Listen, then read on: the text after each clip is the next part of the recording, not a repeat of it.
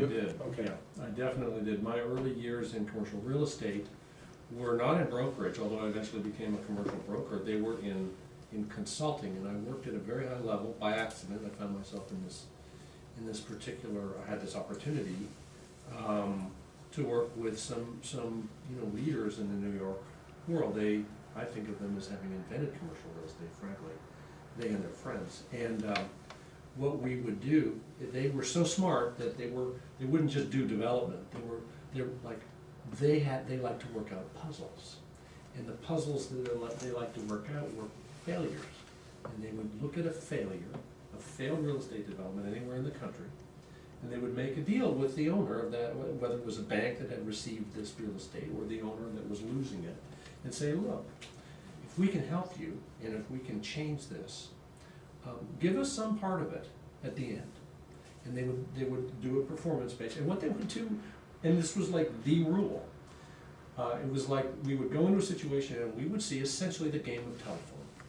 That this guy had this vision, this guy did this process, this person then did that other thing, and they built that, and this had not much to do with that. And it was because they weren't all at the table at the same time. So there'd be a landowner with a vision, Yeah. there'd be a designer with a mission, there would be a broker with another idea, and by the time, it would just get completely distorted, and it was because it was linear. And we would go in with a network approach. We would bring the visionary type, which was our developer guy, and the financialist, and the market person, and an architect together, and we would just take it and quite often go back to the original idea, and it would be successful, and we made a lot of money. And so it was like, that's where I discovered that linearity per se, first of all, it's an ideology that we're born into. It's the modern way of doing things. It was not always that way. It's how we now think. And it's not necessarily productive. It's very efficient under certain conditions, but it can also create disasters. And here we are in design, we're seeing this all over the place. So then when you went to work, when you went to work as a design professional, Mhm. which, in quotes, then did somebody make you try to fit into that thing? The linear approach? Yeah. Oh, yes, sure. I was supposed to have learned that in school. Yeah. And then when I was in architecture and being trained, which was a little bit before and a lot afterwards, I was trained to think about, well, we're going to do programming first, and then we're going to do design, and he does programming, he does design, she does the drawings, and so is going to sell it to the client, and of course I'd already had this experience. I used to, smoke would come out of my ears.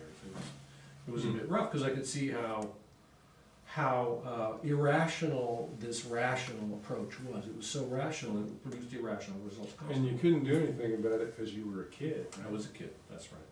That's right. And so as soon as I could get out of that, I did. And I did get involved with this super software, which has the power to enable things that used to take a lot of time to be done like that. And you end up with clients that come to your office, they don't need a presentation. They already don't like it. They've already seen it, and it has already failed. But they come with ammunition. They're in the co-pilot seat. They can see it just like you can. You don't have a privileged view, and they can just say, "That was supposed to go over there, and you didn't do that. And what was your reason?" And et cetera, et cetera. But I've also learned through that once you put the person who's got the need, the client, on a level with you in terms of visualizing, your ideas aren't necessarily the best ones. I mean, just objectively, not necessarily the best ideas. They're just not. I mean, I have some good ideas, but my clients usually, that's the great, I guess, blessing of this process now. That there's actually a lot more talent available to any given design. It's not just a person scratching his head trying to come up with a genius vision. It's everybody, And the more, it's better. So are some, yes? Well, for me, that sounds... That was quick. She's the boss. She gets first. I think it's very related to what you were talking about, because you sound like now people are all ready to collaborate, but my experience is that a lot of people are very linear thinking, and they kind of would like to just let somebody make the decision and not collaborate for for various reasons. So don't you have to really kind of train people? Well, there is Or training. invite people in to collaborate with you? Well, like my clients at this point are pretty much self-selecting in that sense. Mhm. I think this is But like all the people that you. but Just the client. but it's changing, and it's just it's glacial. You can see that it's this spillover effect from having Amazon cater to your every wish, and then you getting it in 2 days.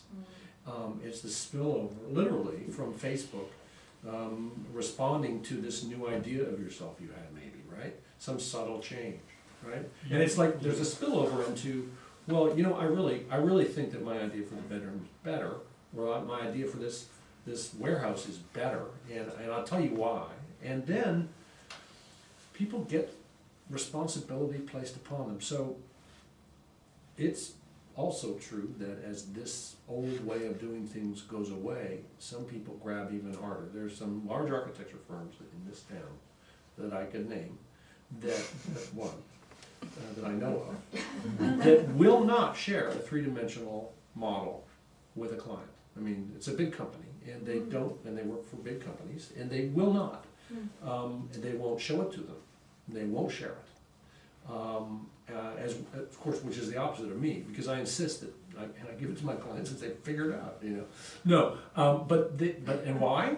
Because it interrupts their control of the process. They don't want that. They want it to be an architectural presentation where there's a beautiful rendering, it might be, you know, Spanish colonial or whatever, or a nice office building, but they do not want the client getting their hands on it. And the clients, they're okay with it. It's a self-selected group.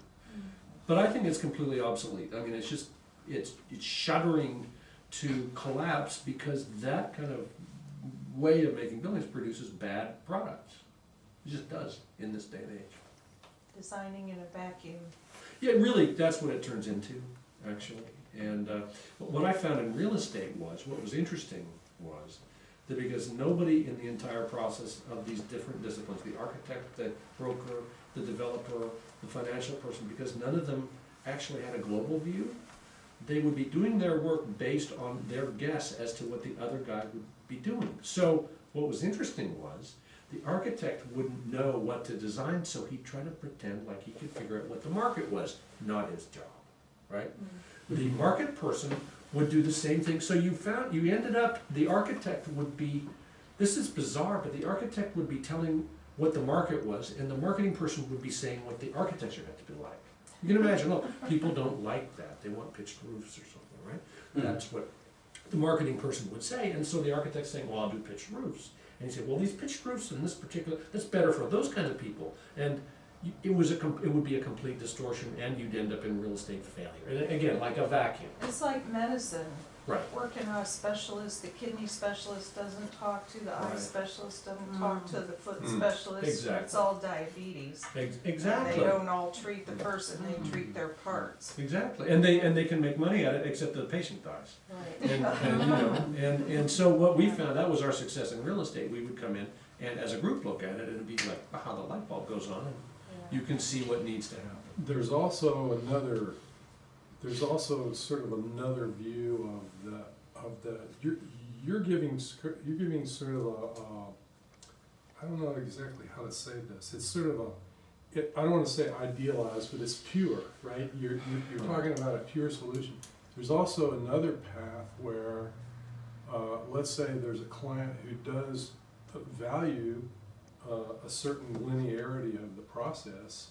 Well, that's not necessarily at odds with other dimensions of the process that person may not actually be directly privy to. Right. So that's when what we do can look in some ways like psychotherapy. So we're having a communication about something that is related to some desired outcome or growth or whatever, but it's not, all the cards aren't on the table at all times, more like what you're talking about. Well, clients can just jump right into the middle of it and without understanding what the implications or consequences are. And you can't just say, no, that's stupid. you can't, I mean, there's a temptation sometimes. You've gotta just, No. no, never happens. No, but you've gotta just say,